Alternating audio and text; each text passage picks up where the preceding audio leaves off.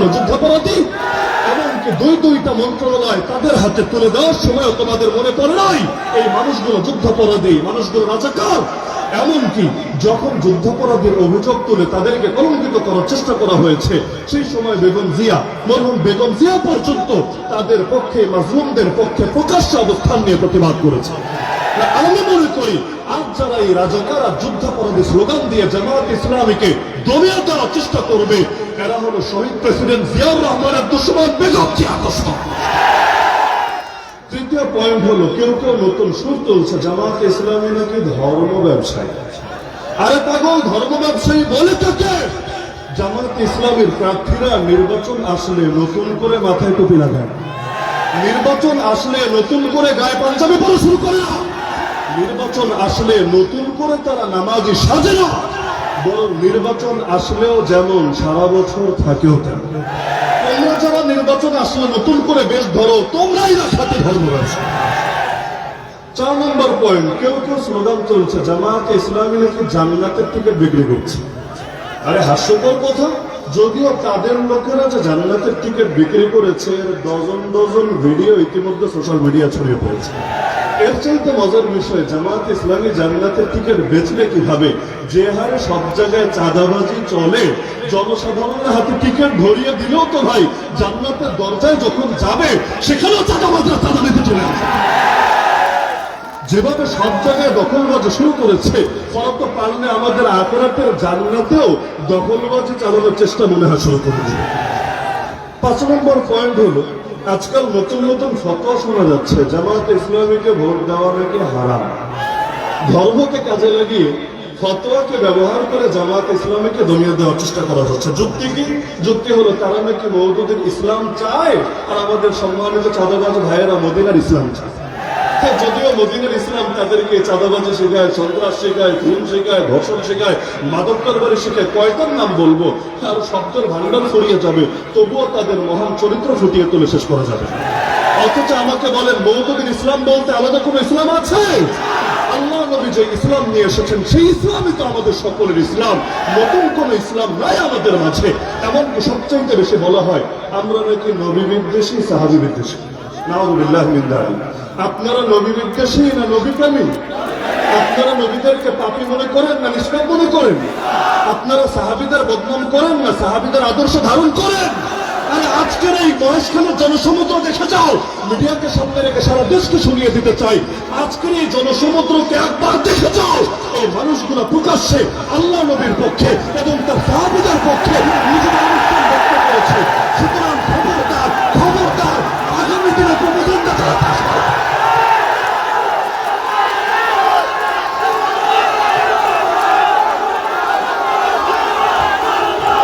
সময় কম, স্বাস্থ্য point. London থেকে এক মুফতি সাহেব নতুন নতুন কার্ড নিয়ে এসেছে, এই কার্ড সেই কার্ড, প্রতিদিন নতুন নতুন কার্ডের গল্প শুনেছেন। যখন প্রশ্ন করা হয় আচ্ছা কার্ড দিবেন ভালো কথা, কোথাও বলছে 2000, কোথাও 2500, কোথাও 5000 পর্যন্ত। আজকে কক্সবাজারে বিভিন্ন এলাকায় গিয়ে শুনলাম তো কার্ডের টাকা আসবে কোত্থেকে? কিডনি বেচে দিবেন না রক্ত বেচে দিবেন? আজও পর্যন্ত পারছে না সুস্পষ্ট কোনো ব্যাখ্যা দেবে। পারবে কিভাবে? এটার জন্য ন্যূনতম পড়ালেখা তো লাগে, 1 ইন্টার পাসের বিদ্যা দিয়ে আর কয়টা জবাব দিবে? এমনকি যদি বলেও ব্যাংক থেকে টাকা ছাপিয়ে ছাপিয়ে কার্ডের টাকার ব্যবস্থা করবে, আর যখন এভাবে টাকা ছাপাতে শুরু করবেন, প্রতিটা জিনিসের দাম যখন আকাশ ছোঁয়া হবে, বাজারে মূল্যস্ফীতি হবে, ওই সময় আপনার কার্ড দিয়ে আমাদের কোন ফায়দাটা হবে? ওই বাংলায় একটা প্রবাদ আছে, ভিক্ষা লাগবে না কুত্তা সামলা। তখন তো জনগণ বলবে আরে তোদের কাজ লাগবে না, দোকানিও সামলা। সর্বশেষ 2টো পয়েন্ট বলে আমি আমার আলোচনা শেষ করব। ইদানিং এমনকি এই এলাকার মধ্যে আজকাল এমন এমন আওয়াজ তোলা হয়েছে জামাত ক্ষমতায় গেলে নাকি শরিয়া কায়েম করবে না, এই জাতীয় একটা কথা বলা হয়েছে না? ওদেরকে ধরে জিজ্ঞেস করেন পাগল শরিয়া বলতে বুঝিস কি? আগে ক্লিয়ার কর। শরিয়া মানে খালি চোরের হাত কাটা? শরিয়া মানে খালি কেউ জিনা করলে পাথর মেরে ফেলা? এর বাইরে শরিয়ার কোনো শিক্ষা নাই? আরে আল্লাহ যেটা বলেছেন সেটাই তো শরিয়ত, নবী যেটা শিখিয়েছেন সেটাই তো শরিয়ত। জামাত কি বলছে? ক্ষমতায় গেলে ইনসাফ কায়েম করব। ইনসাফ কি শরিয়ত না? বৈষম্য দূর করব, এটাকে শরিয়ত না? গরিব দুঃখের হক আদায় করব, এটাকে শরিয়ত না? নারীদের ইজ্জত নিয়ে কাউকে ছিনিয়ে ফেলতে দেবো না, এটা শরিয়ত না? আরে তোমরা শরিয়ত বলতে বোঝাও কি, শরীয়ত বলতে বোঝাও কি, এমনকি তারা যে প্রলোভন দিচ্ছে ক্ষমতায় গেলে তারা শরীয়ত কায়েম করে উল্টিয়ে ফেলবে। এটা কোন শরীয়ত? গতকালও তো আমি দেখেছি, আমি নিজ কানে ভিডিও, সরাসরি তো ছিলাম না, এই মাঠের কথা বলছি, এই মাঠে আমার নাম ধরে নিকৃষ্ট ভাষায় গালিগালাজ করা হয়েছে নাকি হয় নাই? আমাকে আজকে এখানে আসতে দিবে না এরকম ঘোষণা অথর্ব দিয়েছে নাকি দেয় নাই? এই গিবত করা তোমাদের শরীয়ত, গালিগালাজ করা তোমাদের শরীয়ত, হুমকি ধমকি দেওয়া তোমাদের শরীয়ত, গুন্ডামি মাস্তানি করা তোমাদের শরীয়ত। বেটা ফাজিল ভণ্ডামে জায়গা দাও না।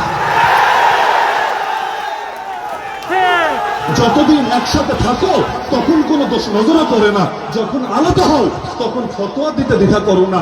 মনে রাখবেন, আমরা ফতোয়াকে বিশ্বাস করি, কিন্তু ফতোয়া দিয়ে কেউ যদি ইসলামের জাগরণ, বাংলাদেশ পন্থীদের জাগরণ রুখে দিতে চায়, আমরা তাদেরকে সুযোগ কিছুতে দেব না। আমার সর্বশেষ পয়েন্ট, ভোট হলো আমানত, ভোট হলো ওয়াকালত, ভোট হলো সুপারিশ। সুতরাং ভোট দেওয়ার আগে আল্লাহর ওয়াস্তে প্রত্যেকে নিজের বিবেকের কাছে দায়বদ্ধ থেকে ভোট দিবেন ইনশাআল্লাহ। নাকি 500 টাকা আর 1000 টাকা পকেটে আসলেই ভোট সেদিকে দেওয়া শুরু করে দিবেন? কেউ যদি টাকার বস্তা নিয়ে নামেও, ইতিমধ্যে হয়তো নেমে গিয়েছেও, টাকার বস্তা নিয়ে নামলেও যদি আপনাদেরকে 500-1000 দিয়ে বলে এটা হাদিয়া দিলাম, ভোটটা আমাদেরকে দিয়ে দিও, আপনি মাথার মধ্যে রাখবেন, হ্যাঁ হাদিয়াই যদি দাও, ঘোষণা হাদিয়াই যদি দাও, তা হাদিয়া দেওয়াও সুন্নাত, হাদিয়া নেওয়াও সুন্নাত, কিন্তু হাদিয়ার তো আর বিনিময় হয় না। তোমাদেরকে একটা থ্যাংক ইউ দিয়ে দিলাম, যা ভাগো, কিন্তু আমরা ভোট আজম ভাই ছাড়া অন্য করে দিব না। এখানে যারা আছেন সবাই কোরআনের পাখি। শহীদ আল্লামা দেলোয়ার হোসেন সাইদ রহমতুল্লাহকে ভালোবাসেন নাকি বাসেন না? আজকে আমি জনসমুদ্রকে বলতে চাই, যারা আল্লামা সাইদিকে ভালোবাসেন, আগামী 12 তারিখ দাঁড়িপাল্লায় ভোট দিবেন। যারা আগামী প্রধানমন্ত্রী ডক্টর শফিকুর রহমানকে ভালোবাসেন, আগামী 12 তারিখে দাঁড়িপাল্লায় ভোট দিবেন। যারা কওমি অঙ্গনে সবচাইতে বলিষ্ঠ কণ্ঠস্বর শেখুল হাদিস আল্লামা মামুনুল হক সাহেবকে ভালোবাসেন, তার প্রতিনিধিত্ব একটু আগে বলে গেলেন হযরত ওবায়দুল কাদের নদভী সাহেব, আপনারাও দাঁড়িপাল্লায় ভোট দিবেন। যারা আমাকেও ভালোবাসেন প্রত্যেকে দাঁড়িপাল্লায় ভোট দিবেন। দাঁড়িপাল্লা ইনসাফের প্রতীক, দাঁড়িপাল্লা ন্যায়ের প্রতীক। দাঁড়িপাল্লাকে জয়যুক্ত করলে ইনশাআল্লাহ আগামীর বাংলাদেশ চাঁদাবাজদের হাতে যাবে না, খুনিদের হাতে যাবে না, টেম্পোস্টারদের হাতে যাবে না। আল্লাহ আমাদের সবাইকে 12 তারিখ বিজয় অর্জন করে বিজয়ের মিছিল করতে করতে ঘরে ফেরার তৌফিক দান করুন। আজকে সর্বশেষ দিনের সর্বশেষ নির্বাচনী জনসভায় এই আলাপটা আমি রেখে গেলাম, এবং পরবর্তীতে আসবো সেটা মিষ্টি খেতে ইনশাআল্লাহ। বিজয়ের মিষ্টি খাওয়াবেন তো ইনশাআল্লাহ। তো এখন মিষ্টি খাওয়ানোর জন্য যেটা করা লাগে সেটা করে দেখিয়ে দিবেন। আল্লাহ সবাইকে তৌফিক দান করুন। আসসালামু আলাইকুম ওয়া রাহমাতুল্লাহ।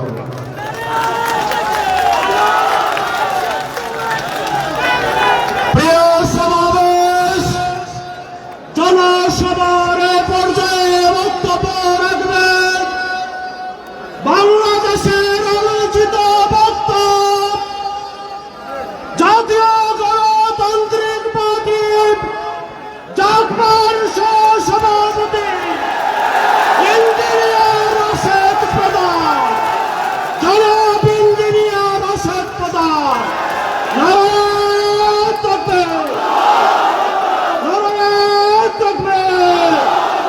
মহেশখালীর পক্ষ থেকে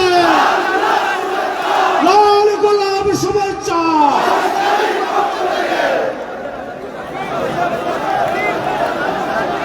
বিসমিল্লাহির রহমানির রহিম। মহেশখালী বাংলাদেশ জামায়াতে ইসলামী আয়োজিত আজকের এই নির্বাচনী সমাবেশের সম্মানিত সভাপতি, মঞ্চে উপবিষ্ট 11 দলীয় নির্বাচনী ঐক্যের কেন্দ্রীয়, আঞ্চলিক এবং স্থানীয় নেতৃবৃন্দ, আমার সামনে উপস্থিত মিডিয়ার ভাইরা এবং প্রিয় এলাকাবাসী, আসসালামু আলাইকুম। আপনারা ভালো আছেন? 12 তারিখের প্রস্তুতি হয়েছে? আওয়াজ পছন্দ হয়নি, প্রস্তুতি হয়েছে? আলহামদুলিল্লাহ। এই সমাবেশে উপস্থিত হওয়ার আগে যে পথ দিয়ে আসলাম, আরো 2টা সমাবেশ স্থল চোখে পড়তে বাধ্য হলো। লক্ষ্য করলাম সেখানেও মাইক চলছে, বিশাল আয়োজন হয়েছে, বড় বড় মঞ্চ হয়েছে, কিন্তু জনগণের তুলনায় মঞ্চে মানুষ বেশি।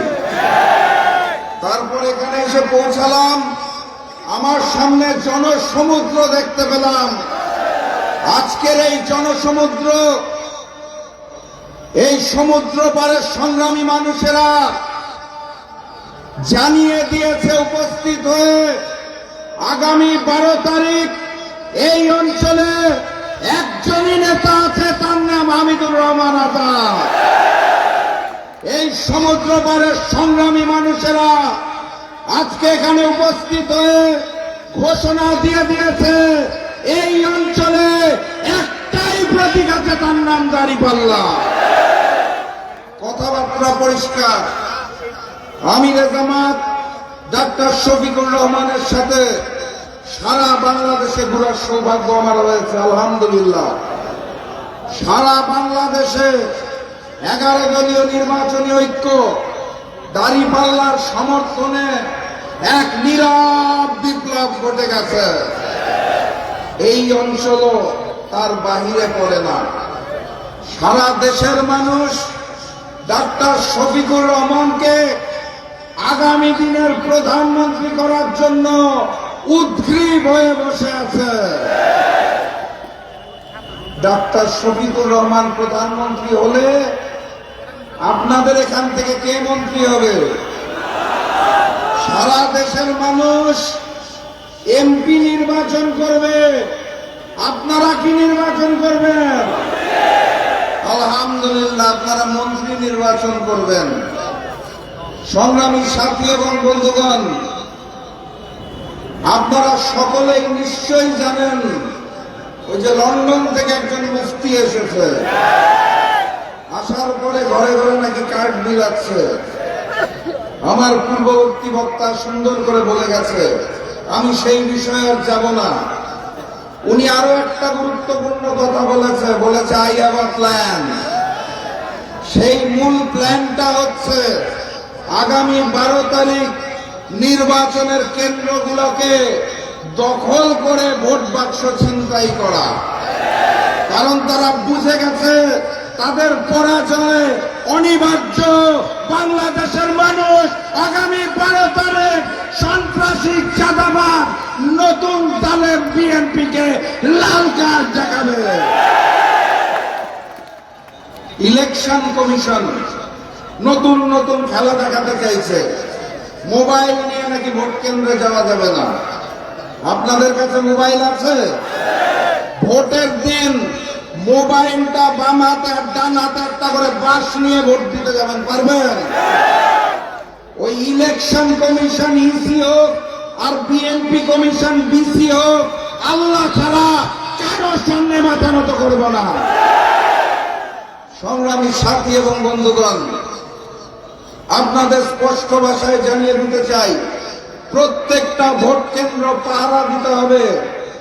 এই আসনটিতে হামিদুর রহমান আজাদকে দাঁড়িপাল্লায় জয়যুক্ত করে আগামী দিনের প্রধানমন্ত্রী ডাক্তার শফিকুর রহমানকে উপহার দিতে হবে। ওই দাঁড়িপাল্লায় ভোট দেওয়ার আগে ওই একই দিনে ইমানদারের সাথে আরো একটা ভোট দিতে হবে, গণভোট। মনে আছে তো নাকি? গণভোটে গণভোটে গণভোটে গণভোটে হ্যাঁ, এবং দাঁড়িপাল্লাকে 12 তারিখ আমাদের সকলে একত্রিত হয়ে জয়যুক্ত করতে হবে। আমরা প্রস্তুত আছি। অত্র এলাকার মা বোনদের উপর যদি কোন রকম আক্রমণ আসে, ওই নতুন জালেম বিএনপির কালো হাত ভেঙে দিতে পারবেন? আলহামদুলিল্লাহ। 12 তারিখের প্রস্তুতি গ্রহণ করুন। আর মাত্র 3টা রাত, এই কালো অধ্যায় কেটে যাবে। কালো জগতের রাজাদের পতন হবে, নতুন সূর্যের উদয় হবে।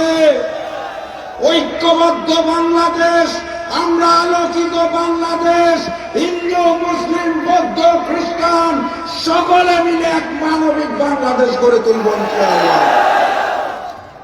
সেই বাংলাদেশ গড়ার ক্ষেত্রে যদি নতুন করে এই নতুন জালেম আমাদেরকে বাধা দিতে চায়, তাহলে স্পষ্ট ভাষায় জানিয়ে দিতে চাই, দিল্লি নয়, পিন্ডি নয়, আপনার ঠিকানা লন্ডন। আপনি লন্ডনে ফেরত যান।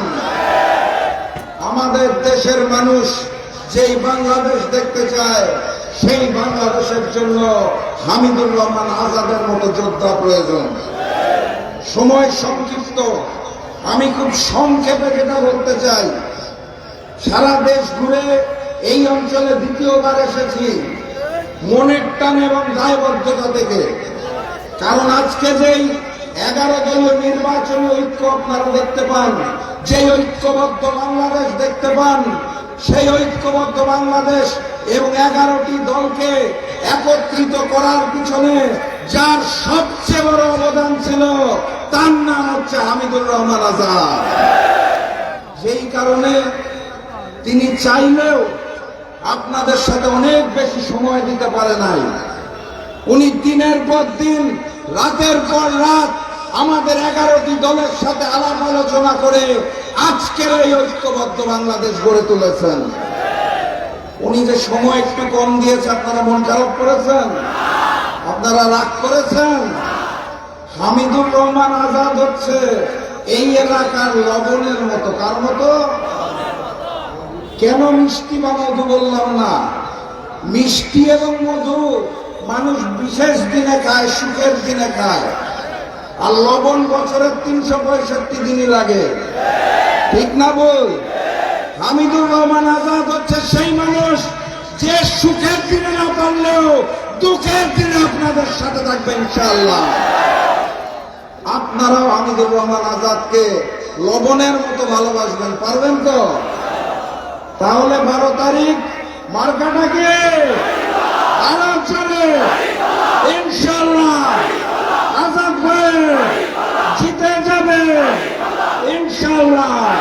বিজয় মিছিলে এসে এই পানটা খেয়ে যাবো ইনশাআল্লাহ। আর বিজয়ের স্লোগানটা মনে আছে তো? তাহলে স্লোগান দিয়ে শেষ করি। চলেন, শুরু করেন। নারায়ে তাকবীর, নারায়ে তাকবীর, নারায়ে তাকবীর। দেখা হবে বিজয় ইনশাআল্লাহ। বিজয়ের পদযাত্রা শুরু, জীবন অথবা মৃত্যু। আসসালামু আলাইকুম।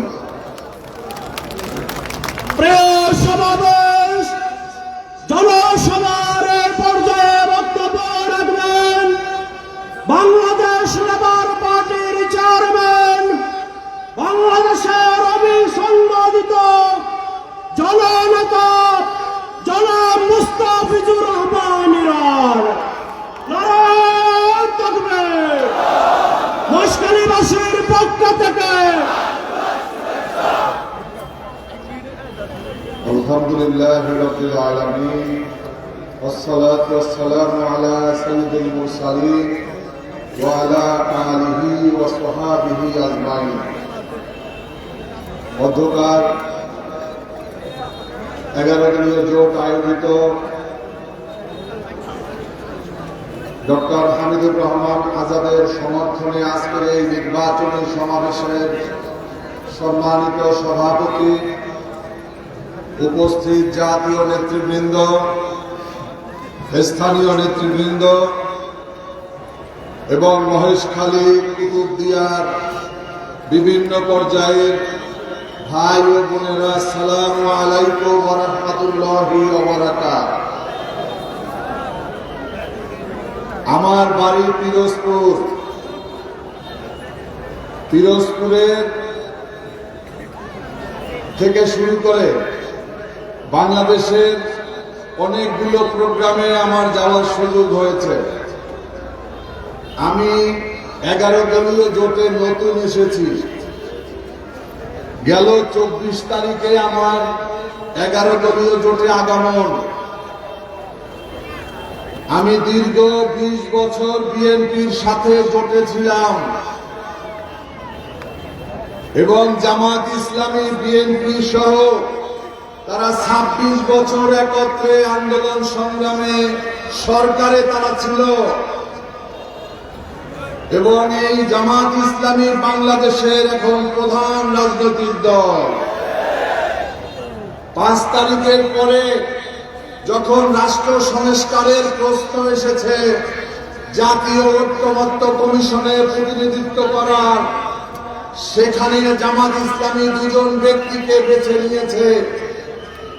একজন ডাক্তার আব্দুল্লাহ মোহাম্মদ তাহের, আর একজন হচ্ছে ডাক্তার হামিদুর রহমান আজাদ।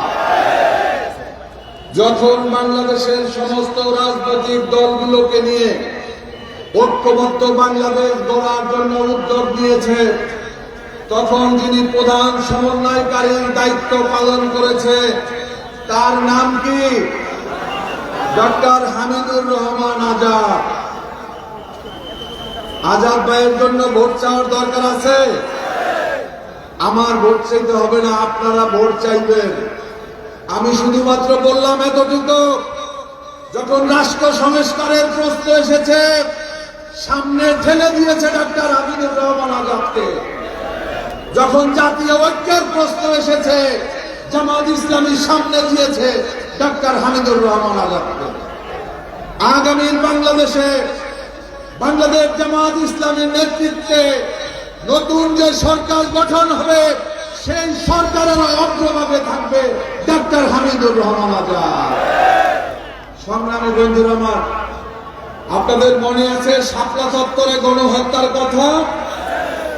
কিছু কিছু আলেম ওলামা ভুলে গিয়েছে। আপনাদের মনে আছে পিলখানাতে সেনাবাহিনীর সদস্যদের হত্যার কথা? আপনাদের এই জুলাই গণ আন্দোলনে গণহত্যার কথা মনে আছে? কিন্তু একটা রাজনৈতিক দল সব ভুলে গিয়েছে। 5 তারিখের পরে যাদের সাথে আন্দোলন করেছিলাম গণতন্ত্র প্রতিষ্ঠার জন্য, নতুন একটা রাষ্ট্র প্রতিষ্ঠার জন্য, তাদের চেহারার মধ্যে এখন সেই আগের চেহারা নেই।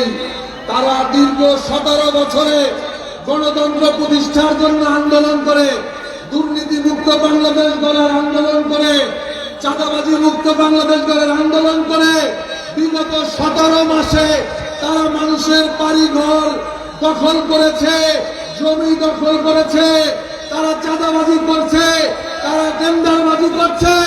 তাদেরকে দিয়ে আগামীর বাংলাদেশ আর চাঁদাবাজি মুক্ত বাংলাদেশ গড়া সম্ভব না। সংগ্রামী বন্ধুরা আমার, রাত অনেক হয়েছে, আমি আর বেশি কিছু বলবো না। শুধু বলবো, আপনারা এই কৃষি কার্ড দেন, অসুবিধা নাই, হেলথ কার্ড দেন, সমস্যা নাই, কিন্তু আপনাদেরকে নতুন একটা কার্ডের ব্যবস্থা করা দরকার। তা হচ্ছে আপনাদের নেতা কর্মীদের হাত থেকে চাঁদাবাজি, টেন্ডারবাজি, দখলবাজি থেকে মুক্ত থাকার জন্য একটা নতুন কার্ডের আবিষ্কার করেন। এদেশের মানুষ যেন শান্তিতে থাকতে পারে। বন্ধুরা, আপনাদের সবাইকে ধন্যবাদ। আগামী 12 তারিখে আপনারা দাঁড়িপাল্লা মার্কায় ভোট দিয়ে সারা বাংলাদেশের, যেমন আমাদের এই আন্দোলনের সমন্বয়কারী যেমন আজাদ ভাই, তেমনি আমরা দেখতে চাই মহেশখালী কুতুবদিয়া থেকে সবচেয়ে বেশি ভোট পেয়ে তিনি সংসদে গেছেন। তা পারবেন আপনারা? কোন মার্কা আছে? এই কিসে মার্কা? জোরে বলো। 12 তারিখে হামিদ ভাইয়ের। সবাইকে ধন্যবাদ। বাংলাদেশ জিন্দাবাদ, বাংলাদেশ লেবার পার্টি জিন্দাবাদ, 11 দলীয় জোট জিন্দাবাদ। জনসভার এই পর্যায়ে বক্তব্য রাখবেন বাংলাদেশের আলোচিত ব্যক্তিত্ব, কিশোরগঞ্জ 2 থেকে নির্বাচিত সাবেক সংসদ, বাংলাদেশের বীর মুক্তিযোদ্ধা মেজর আখতারুজ্জামান রঞ্জন। এখন বক্তব্য রাখবেন মেজর আখতারুজ্জামান রঞ্জন। নারায়ণ তাকবীর।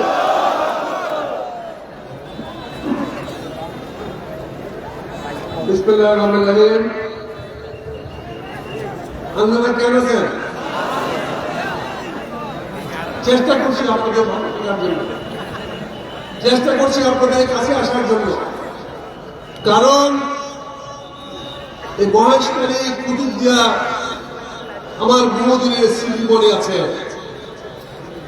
আপনাদের সে 91 সালের প্রচন্ড ঝড়ের পরে আমি 1 মাস আপনাদের কুতুবদিয়াতে ছিলাম রিলিফ অপারেশন নিয়ে। লাগাতার 1 মাস তাবু করেছিলাম। মহেশখালী আসছি, গেছি, আজকে বহুদিন পরে আসছি। আজকে নির্বাচনী সভার সম্মানিত সভাপতি আমাদের মাঝে উপস্থিত, আমাদের সবার বন্ধুমণি, আমাদের সবার প্রিয় ব্যক্তি, যার জন্য আজকে আপনারা সবাই এখানে সমাবেত হয়েছেন, আমাদের প্রিয় প্রার্থী জনাব আব্দুল হামিদুর রহমান আজাদ ভাই, আমার লেবার পার্টির প্রিয় বন্ধু মুস্তাফিজুর রহমান ভাই, উপস্থিত বিভিন্ন রাজনৈতিক নেতৃবৃন্দ, প্রিয় ভাইয়ের আমার আসসালামু আলাইকুম। আমি আজকে ভোট চাইব, আমি আপনার সঙ্গে রাজনীতি নিয়ে কথা বলবো না। আমি আজকে আজাদ ভাইয়ের জন্য 4টা বোঝা নিয়ে আসছি। আমি 4টা বোঝা ওনার কাছে দিয়ে যাব। আমরা একটা জিনিস জানি, জামাত ইসলাম একটি রাজনৈতিক দল যারা রুকন হওয়ার সময় প্রতিজ্ঞা করে আল্লাহর নামে তারা কবিরা গুনাহ করবে না। ঠিক না এটা? জামাত ইসলাম বাংলাদেশের একমাত্র রাজনৈতিক দল যে আল্লাহর সন্তুষ্টির জন্য কাজ করে, ন্যায় ইনসাফের জন্য কাজ করে। তারা যখন প্রতিজ্ঞা করেছে কবিরা গুনাহ করবে না, ছোটখাটো সবিরা গুলো তো করতে হবে না। আমার ভাইয়ের কাছে বাংলাদেশ নিরাপদ আছে। কমিশন বাণিজ্য, দুর্নীতি, দখলবাজির জন্য বাংলাদেশের কিছু হচ্ছে না। এই মহেশখালী বাংলাদেশের স্বর্ণ নয়, বাংলাদেশের হীরা। মহেশখালী কুতুবদিয়া বাংলাদেশের দক্ষিণ গেট। বাংলাদেশের যে কোনো জিনিস প্রবেশ করতে এবং বের করতে এরা ছাড়া পারবে না। আজকে আমরা কেন এত দূর দূরে চিটাগাঙ্গে যেতে হবে যখন আমার সমুদ্র আবার কাছে চলে আসছে? আমি 4টা বোঝা দিতে চাই। একটা বোঝা দিতে চাই, কেন বঙ্গোপসাগরের মাছ ধরে আমরা এখানে প্রক্রিয়াজাত করতে পারবো না? এটা মৎস্য ফ্লোট বলা চলে। আমার ভাইরা যা সারাদিন মাছ ধরবে, আপনারা জানেন না চীন কত হাজার কোটি টাকার মাছ আমদানি করে, আমরা বেচতে পারি না। ওমান একটি দেশ শুধু তেল বিক্রি করে না, চীনের অর্ধেকের বেশি মাছ তারা সম্পন্ন করে এই সাগর থেকে ধরে। আমি হাওড়া এলাকার লোক, পানি এলাকার লোক, আমরা কিন্তু আপনাদের সমুদ্রের মাছ খাই না, আমাদের সাধু পানির মাছ খাই। আপনাদের মাছ উত্তরে যাওয়ার দরকার নাই, দক্ষিণ দিকে যাবে। আমি আপনাকে বুঝাতে দিতে চাই, আপনি এখানে একটি আধুনিক মৎস্য পোর্ট তৈরি করবেন, যেখানে প্রসেস করে একজন মৎস্যজীবী সন্ধ্যায় বেরোবে, সারারাত্রি মাছ ধরবে, সকালবেলা চলে আসবে তার পোর্টে, মাছটা ডাউনলোড করে দেবে। শেষ জাহাজ থেকে মাছ ধরে অর্ধেক ফেলে দিবে না, 3 ভাগের 4 ভাগের 3 ভাগ ফেলে দেন, বাইশে বাইশে মাছ নিয়ে আসবেন। কিন্তু মার্কেটিং করতে পারলে ওই মাছের দাম আরো বেশি। তো জেলিফিশ চেনারা পাগল হয়ে যায় পাইলে, আমরা কিন্তু ফেলায় দিই। এইটাকে আপনাকে ব্যবহার করতে হবে। আপনার লবণ চাষ করেন বছরে কয় মাস? 6 মাস না, নভেম্বর থেকে এপ্রিল। আর্লি মর্নিং বৃষ্টি একটা হয়ে যায়। কেন 12 মাস নয়? মেশিন লাগবে না, বেতন লাগবে না, শুধু পলিথিন লাগবে। একটা পলিথিন নিচে যেখানে পানি রাখবেন, আরেকটা পলিথিন উপরে, যাতে বৃষ্টি আসতে পারবে না, বৃষ্টির পানি পড়বে না, কিন্তু রৌদ্র আসবে। এটা নতুন টেকনোলজি না, ভারতের গুজরাটে ব্যবহার করে, ভিয়েতনাম ব্যবহার করে, দক্ষিণ চায়না ব্যবহার করে, ইন্দোনেশিয়া ব্যবহার করে। আমরা কেন পাচ্ছি না? আমরা কেন সারা বছর লবণ উৎপাদন করতে পারবো না? শুধু এই কমিশন মানুষজন করতে পারে না। এটা সম্ভব। দেখেন, আমাদের পৃথিবীতে কিছু শহর আছে যে শহরগুলো দেখার সৌভাগ্য বলেন দুর্ভাগ্য হয়েছে আমার আজ থেকে 30 বছর আগে। একটা নেদারল্যান্ড, যাকে বলা হয় ভূমিহীন দেশ, নেদারল্যান্ড, যার জমি নাই, সেই দেশের আশপাশের যত সাগরের দ্বীপগুলো আছে সবগুলা দ্বীপকে তারা টানেল দিয়ে কানেক্ট করছে। যে কোনো দ্বীপে তারা টানেল দিয়ে সুরঙ্গ দিয়ে চলে যেতে পারে। আর আমরা এখান থেকে কক্সবাজার যাওয়ার জন্য কি জীবনের ঝুঁকি নিয়ে আসতে হয়?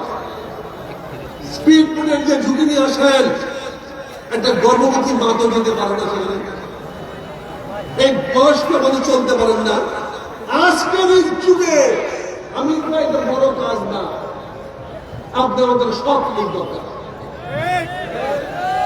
আপনার মধ্যে সৎ লোক হলে নেদারল্যান্ড আপনাকে করে দিয়ে যাবে, তারা তাদের অর্থ করে দিয়ে ভাড়া টাকা লাগিয়ে দেবে।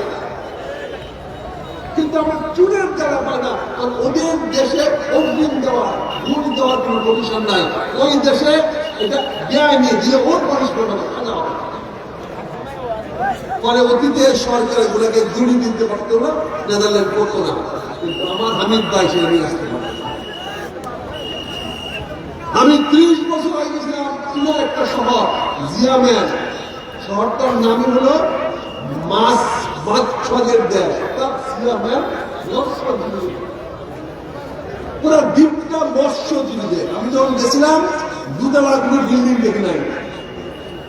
এয়ারপোর্টটা আজ থেকে 20 বছর অসময় যেমন এয়ারপোর্ট ছিল ওরকম এয়ারপোর্ট। আমি গত 8 মাস আগে গেছিলাম, আমি আমার চারপাশে 30-40 তলা বিল্ডিং ছাড়া কিছু দেখি না। শত শত বিল্ডিং। এটা এখনো জিয়াম্যান। তার বিমানবন্দর, ঢাকার বিমানবন্দর হচ্ছে 2 গুণ বড়। এই গত 30 বছর তারা বানিয়েছে। ওখানে মাছ উৎপাদন করে, এই মাছের লবণ উৎপাদন করে, কিন্তু শুধু সংযোগ করে দিয়েছে বলে। একটা শহর সুন্দর, এই শহর থেকে 4টা দ্বীপ দাঁড়িয়ে গেছে। আঙ্গুলের মতো 4টা দ্বীপ দাঁড়িয়ে গেছে না, সাগরের ভিতরে ঢুকে গেছে। ওরা 4টা দ্বীপের মাথা দিয়া ব্রিজ বানাচ্ছে। 11 মিনিট আগে আমার যাইতে ঘুরে আসতে হয় না। কিভাবে যায়? পাতারা দ্বীপ রাস্তা। আমরা পারি না কেন? খালি চোরদের জন্য, ওই চাঁদাবাজদের জন্য, ওই দুষ্কৃতিকারীদের জন্য।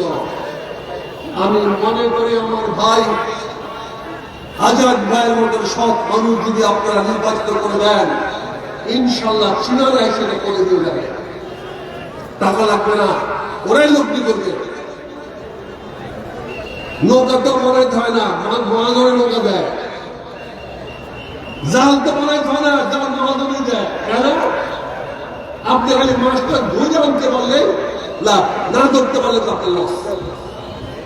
পৃথিবীতে মহাজন আছে, সব কিছু পাওয়া যায়, চাইলেও করতে চায়। বিশ্বের যতগুলা দ্বীপসি গভীর সমুদ্র বন্দর আছে, তার 10টার মধ্যে যে অবস্থায় সমুদ্র গভীর সমুদ্র বন্ধ হয়, তার 10টার মধ্যে মহাসাগরের অবস্থান একটা বড় দ্বীপসি বানাইতে 13 মিটার গভীরতা পানি লাগে। আপনাদের আছে 14 থেকে 15 মিটার। চট্টগ্রাম বন্দরে একটা জাহাজ ঢুকতে পারে 12 থেকে 15,000 টনে। আপনাদের এখানে ঢুকতে পারবে 2 লক্ষ টনে, কারণ গভীরতা বেশি। এই যে মাদার বাড়ি করছে, প্রতি বছর 2 মিটার করে মাটি রাখতে হবে, কারণ ওটা 12 মিটার। 13 থেকে 14 মিটার করতে প্রতি বছর 2 মিটার করে মাটি কাটতে হবে। ওই চোরের বাচ্চারা ওইখানে গেছে ওই মাটি কাটা টাকা খাওয়ার জন্য, আর প্রতি বছর এটা খাবে। অথচ এই মহেশখালীতে করলে 16 মিটার পর্যন্ত আমরা এখানে পাবো, যেখানে 2 লক্ষ টন মানুষ জাহাজ এখানে উঠতে পারবে। তাহলে বলেন, আমরা যদি এখানে একটা এক্সপোর্ট জোন করি কত টাকা কম খরচ হবে দেখেন উচ্চন থেকে মালামদের। আমরা যদি এই মহেশখালীর চারপাশ দিয়ে সোলার পাওয়ার প্ল্যান্ট করি, সৌর বিদ্যুৎ করি, যে কোনো সূর্য আলো আপনারা পান, বাংলাদেশের অন্য কোনো এলাকাতে সূর্য আলো পায় না। আমার ডিজেল লাগবে না, কয়লা লাগবে না, এই সৌর বিদ্যুৎ দিয়ে আপনি সারা বাংলাদেশকে বিদ্যুৎ দিতে পারবেন। ওই যে ওই করে লাগাইছে কয়েকটা ঘুরে কয়েকটা ঘুরে না, কি ভাই মানুষের মনে করে এটা বিদ্যুৎ আমরা লাগবে না। আরে এইটা বয়স সারাদিনই ঘুরবে, এখানে বাতাস সমুদ্র সরাসরি আসে, আর ওখানে বাতাস পাহাড়ে ধাক্কা খায়। আপনি ভুল জায়গায় ভুল জিনিস করেছেন, দায় হচ্ছে এই দিকে গরিব মানুষের। আজকে কথাগুলো বললাম এই জন্য, আল্লাহ আমাদের অফুরন্ত সম্পদ দিয়েছে, কিন্তু শুধুমাত্র নেতৃত্বের কারণে আজকে আমরা গরিব, আজকে আমরা দরিদ্র। আজকে আমরা হামিদুর রহমান ভাইয়ের মতো যদি একজন মানুষ পাই, জামাত ইসলামের মতো রাজনৈতিক দল ক্ষমতায় পাই, ইনশাআল্লাহ আল্লাহর রহমত বাংলাদেশে কি পরিমাণ লাগবে এটা ডক্টর শফিকুর রহমান দেখিয়ে দিন ইনশাআল্লাহ আগামী 5 বছর। ডক্টর শফিকুর রহমান বলেছেন আমরা দুর্নীতি করবো না আর দুর্নীতি কাউকে করতে দিব না। আমরা দুর্নীতি দূর করতে চাই, সেই সঙ্গে আমরা হামিদ ভাইকে বুঝা গোড়া দিয়ে গেলাম। এই বুঝা গোড়ার জন্য 20 টাকা লাগবে না, শুধু সততা লাগবে, সততা। কমিশন খাবেন না, দাওয়ালি খাবেন না, ওয়ার্ল্ড ব্যাংকের দাওয়ালি করার দরকার নাই, দরকার নেতৃত্ব। কাজে প্রিয় ভাইয়ের আমার, আজকে আমি শেষ বলবো, আসেন সব ব্যক্তিত্ব প্রতিষ্ঠা করে, আল্লাহ বলেছে আমি ওই জাতির ভাগ্য পরিবর্তন করি, তখন সেই জাতি যখন নিজের ভাগ্য পরিবর্তন করে। আপনারা আগামী 12 তারিখ দাঁড়িপাল্লা একটা ভোট দিয়ে আসেন আমরা সারা বাংলাদেশের ভাগ্য পরিবর্তন করি। আসেন আমরা আব্দুল হক হামিদ রহমান ভাইকে একটা ভোট দিয়ে আমরা দেশের ভাগ্যের পরিবর্তন করি। আমরা ডক্টর শফিকুর রহমান হাসানি করি। আসেন আমরা একটা ভোট দিয়ে এই দেশের মানুষের স্বপ্ন বাস্তবায়িত করি। নারায়ে তাকবীর, নারায়ে তাকবীর, নারায়ে তাকবীর। Thank you.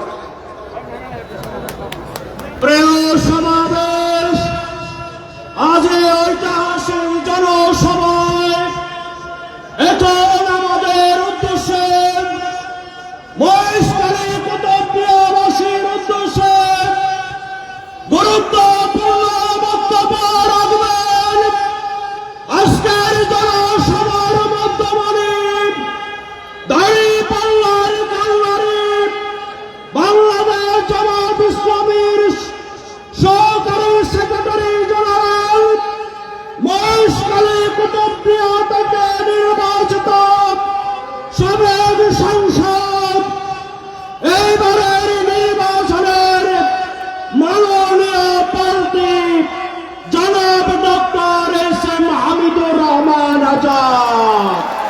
নারায়ে তাকবীর, নারায়ে তাকবীর।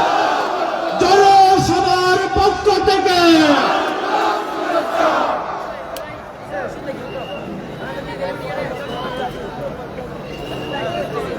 আসসালামু আলাইকুম ওয়া রাহমাতুল্লাহ। শীতলা আনলেন? হ্যাঁ, আগে ঠান্ডা হয়ে গেল না, গরম লোক তারা গরম করে দিয়েছে। আর আমার ভাই আপনার গভীর সমুদ্রের ভিতরে যে সম্ভাবনার স্বপ্ন দেখিয়েছে, এখন আর জেগে থাকার সময় নেই, নাকি ঘুমানোর সময় নেই। শুনলাম যেই বললেন যে বুঝতে পারলেন না, আমি বেশিক্ষণ বক্তব্য দিব না, অল্প সময়ে শেষ করব। আজকে বরেণ্য মেহমানবৃন্দ নাম আপনারা শুনেছেন, আমি সেটি আর সমাবিষ্ট করতে চাই। বিজ্ঞ ওলামায়ে কিরাম, সাংবাদিক বন্ধুগণ, মুরব্বীগণ, আমার সম্মানিত এলাকাবাসী, সকলের প্রতি আমার আন্তরিক কৃতজ্ঞতা। আল্লাহর শুকরিয়া, আপনাদের প্রতি আন্তরিক কৃতজ্ঞতা। কি জন্য? আপনারা অনেক কষ্ট করে দূর দূরান্ত থেকে অনেকে পায়ে হেঁটে এসেছে, এবং আমরা নিজেরাও বিশাল মিছিল বহরে পড়ে সময় মতো আসতে পারি। আমি মেহমানদের বলছিলাম, আমরা তো এক টেবিলে এক মঞ্চে পল্টন ময়দানে বসতাম। এটা কালামার ছাড়ার ময়দান নয়, বিশাল সমুদ্র আজকে, জনসমুদ্র আজকে পল্টন ময়দানে পরিণত। এত বোঝা যায়, একদিকে মেহমানদের আকর্ষণ, অন্যদিকে দাড়ি পাল্লার আকর্ষণ। আপনারা দাড়ি পাল্লাকে ভালোবাসেন, এতে আজকে প্রতীয়মান হয়েছে। এই জন্য আমি সবাইকে আন্তরিক কৃতজ্ঞতা জানাচ্ছি, আল্লাহর শুকরিয়া আদায় করছি। আলহামদুলিল্লাহ। সংগ্রামী ভাইরা আমার, অনেক জীবন দেয়া, অনেক রক্ত দেওয়ার মধ্য দিয়ে আমরা ভোটাধিকার ফিরিয়ে এনেছি। আমাদের পাশে শহীদ তানভীরের খবর আছে। এরকম বাংলাদেশে অনেক যোদ্ধারা জীবন দিয়েছে, যারা ভোটাধিকার প্রবর্তনে ভূমিকা পালন করেছে। সেই ভোটাধিকার কোনোভাবে বিঘ্নিত হোক, ব্যাহত হোক, সেটাকে দেশের জনগণ মানবে না। এই জন্য আমি বলতে চাই স্পষ্টভাবে, আজকে প্রচারণার শেষ দিন, আজকের এই দিবস থেকে আমি সুস্পষ্ট ঘোষণা দিচ্ছি, যারা ইলেকশন ইঞ্জিনিয়ারের স্বপ্ন দেখছেন ভুলে যান। কেন্দ্র দখল করার স্বপ্ন দেখছেন ভুলে যান।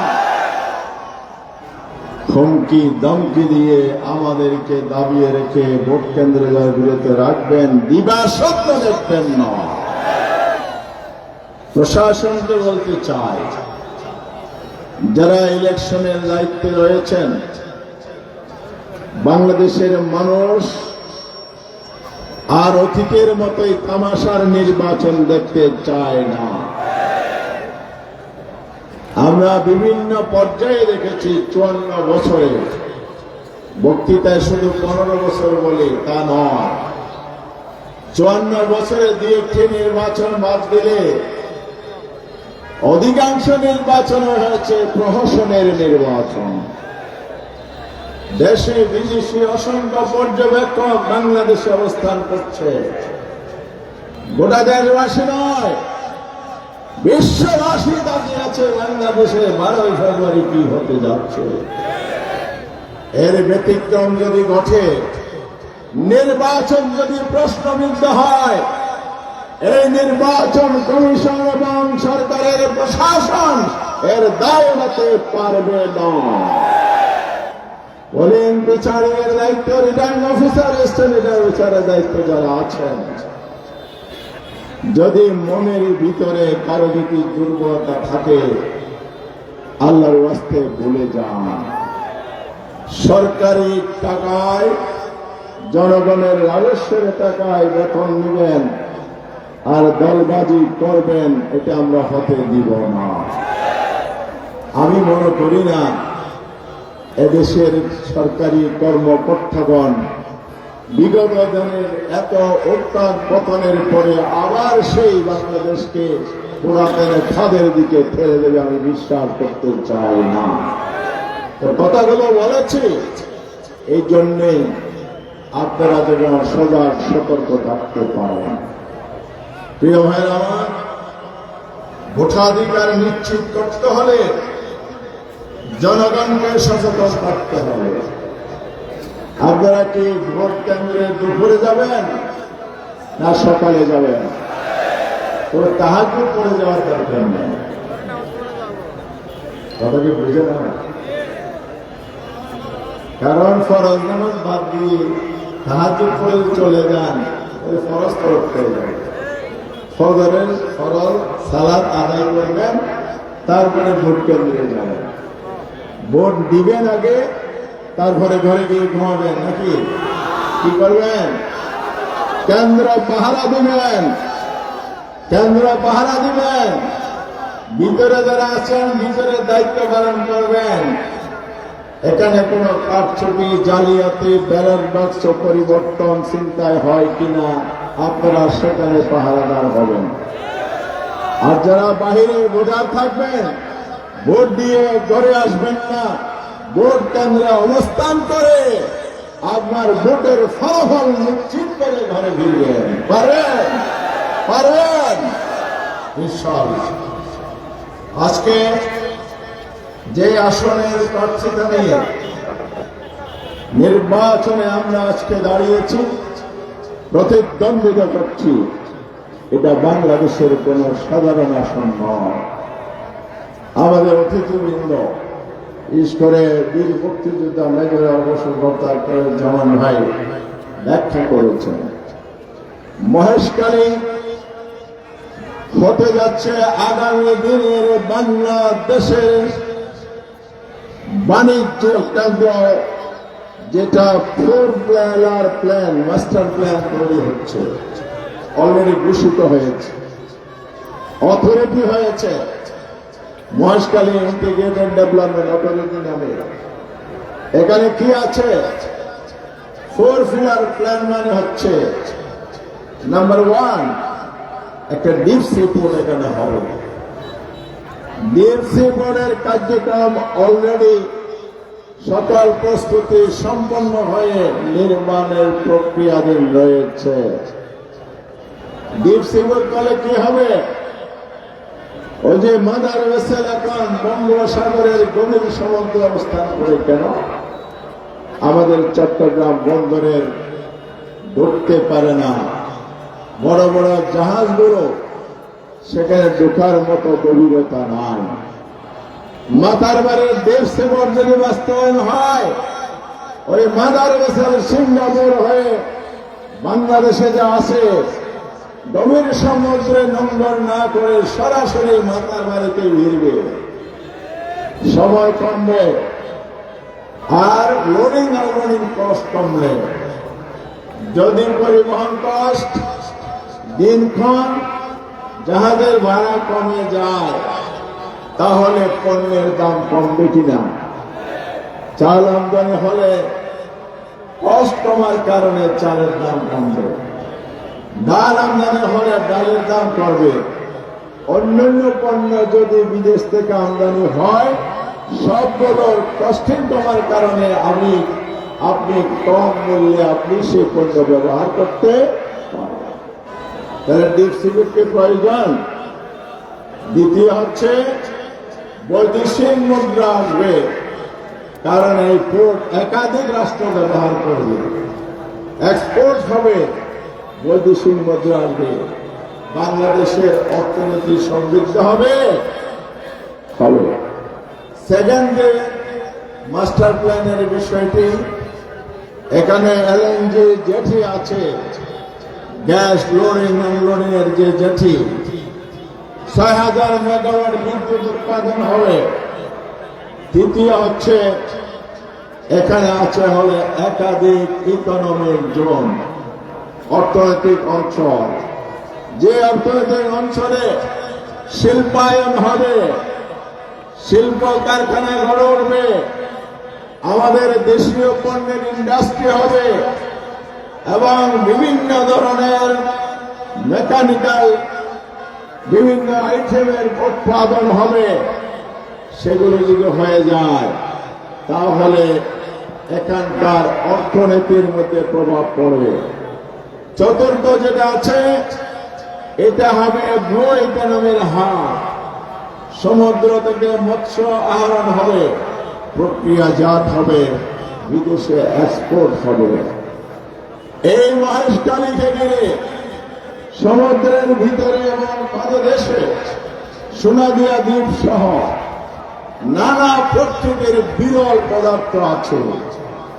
1 কেজির স্বর্ণের দাম কত? 2 কোটি টাকা। আপনি যে কম্পিউটার আর মোবাইল অ্যান্ড্রয়েড ফোন ব্যবহার করেন, এখানে যে চিপস ব্যবহৃত হয়, প্রতি কেজির দাম হল 4 কোটি টাকা। তাহলে আপনি কি স্বর্ণের খনি বাইরে বসে, না তার দ্বিগুণ সমৃদ্ধ ভ্যালুর খনি পাচ্ছেন, সেটার জন্য খুশি?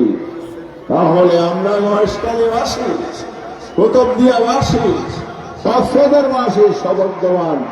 সে বিরল পদার্থগুলো আমাদের এই সমুদ্রের মধ্যে আছে।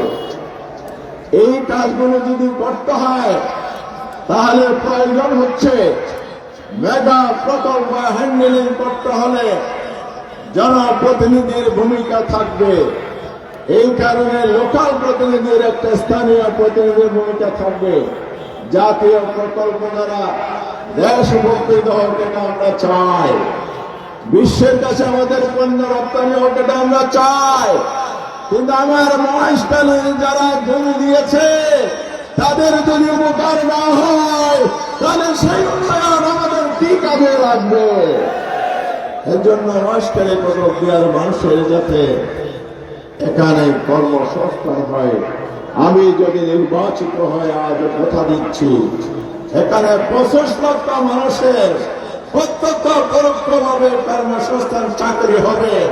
আমার মহেশখালী কুতুবদিয়ার কক্সবাজারের সন্তানদের সবাইকে চাকরিতে অগ্রাধিকার দিতে হবে। তারপরে আমার আপনার জন্মাই রেন ভাই, রাষ্ট্রের প্রধান, আরো যারা আছেন মেহমানবৃন্দ, তারা যদি নিজেদের এলাকার জন্য ব্যবস্থাকে ভালো করে আমরা জানাবো। এই জন্য আরেকটি কথা বলবো, বাংলাদেশে মেগা প্রজেক্ট হলে সব প্রতিবেশীদের জন্য দেশ থেকে আমদানি করা কনসালটেন্ট হয়। এটা আমরা আর গাইতে দেব না। এই গান আমাদের মেধা আছে, মেধার সঠিক ব্যবহার হয় না বলে আমার মেধা পাচার হয়ে যায় বিদেশে। পৃথিবীর অনেক রাষ্ট্র আমি গিয়েছি, সেখানে অনেক টেকনিক্যাল ইউনিভার্সিটির এক্সপার্টদের সাথে আমি মিটিং করেছি।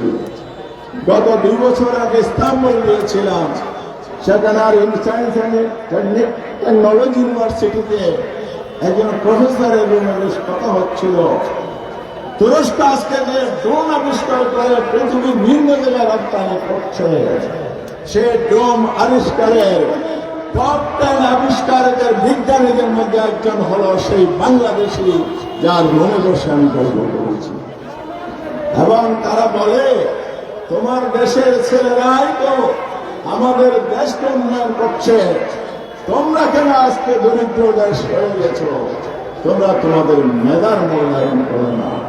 আরেকটি কথা বলেছে, তোমাদের দেশ যদি সততার ভিত্তিতে পরিচালিত হয়, নেতৃত্ব যদি সৎ হতো, করাপশন যদি বন্ধ হতো, তোমরা উন্নত বিশ্বের সাথে তাল মিলিয়ে চলতে পারতে।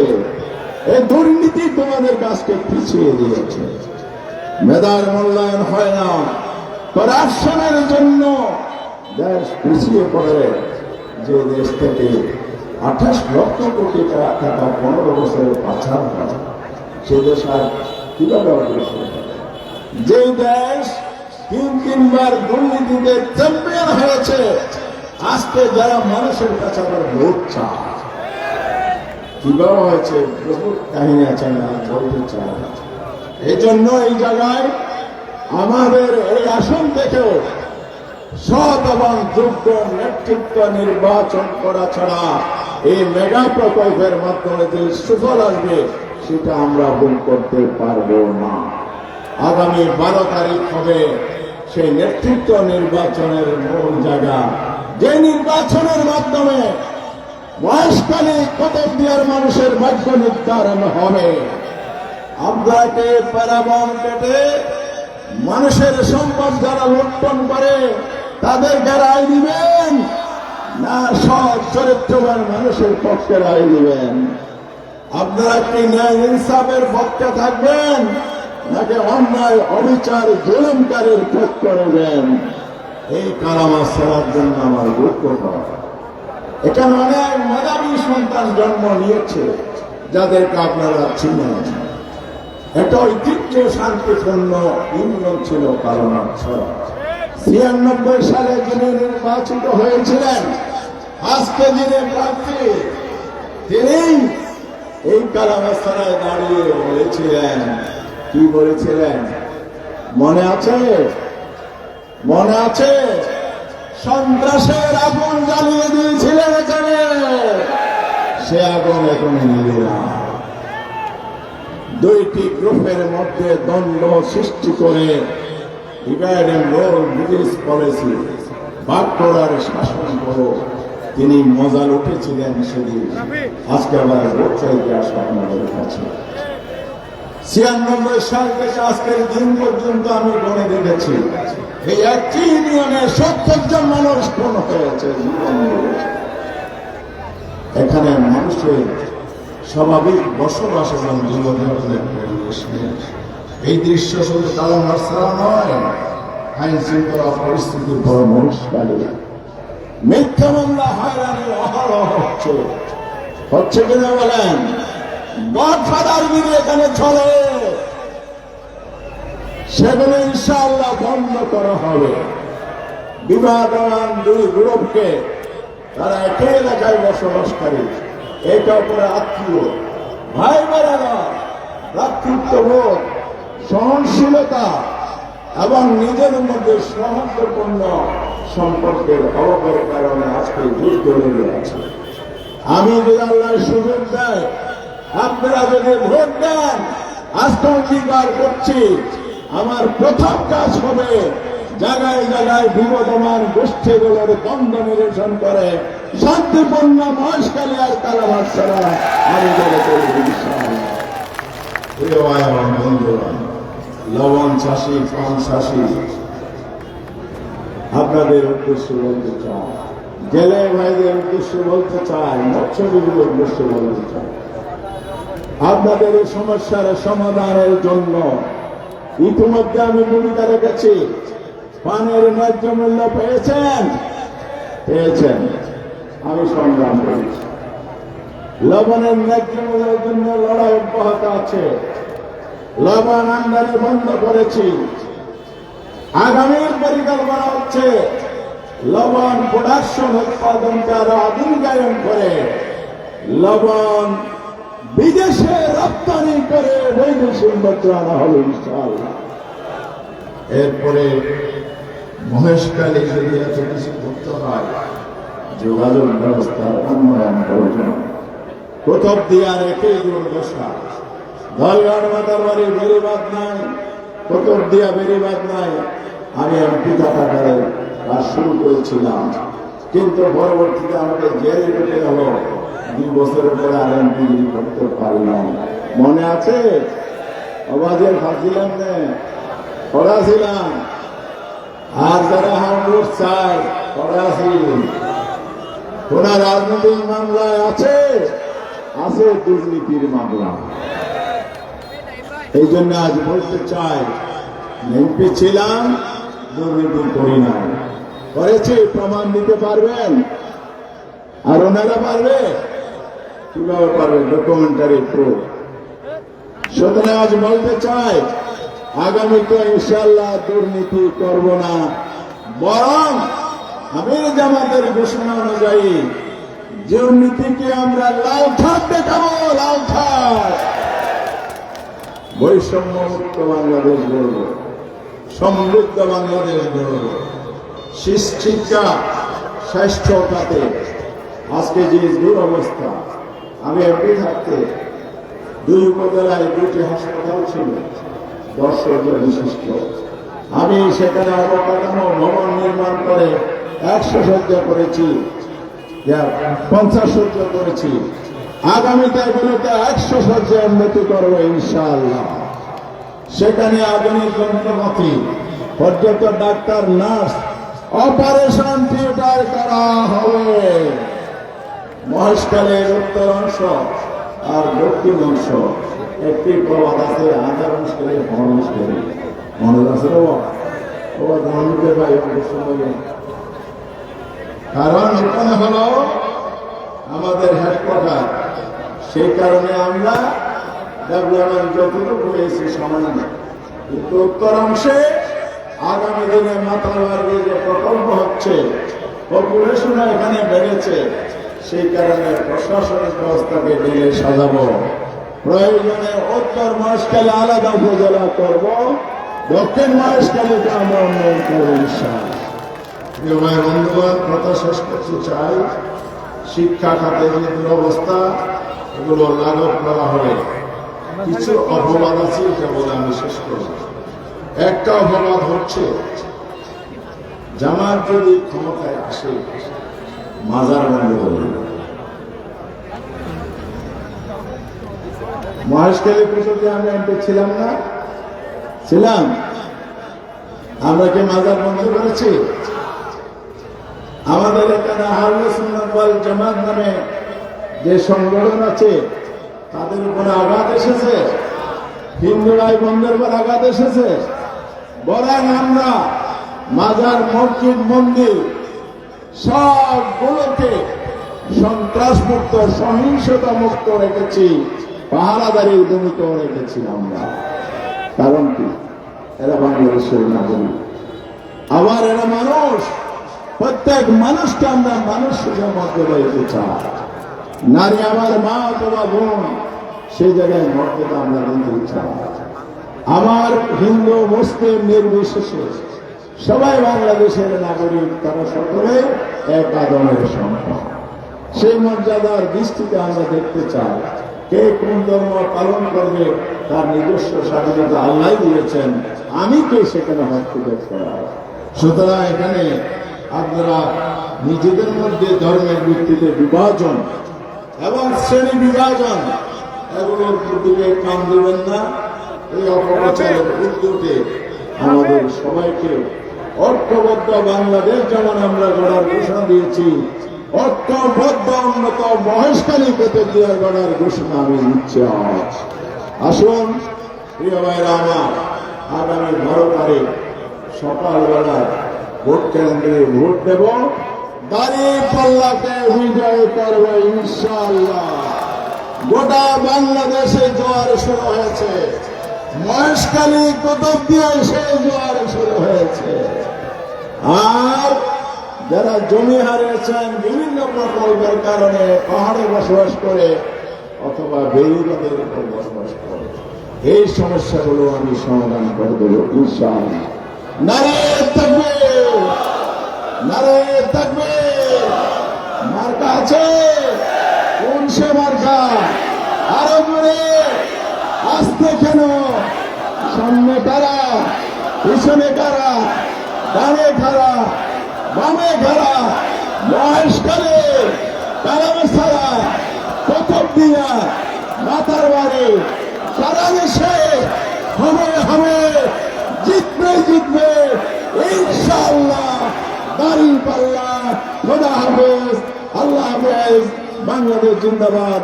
11 দলীয় নির্বাচন জিন্দাবাদ।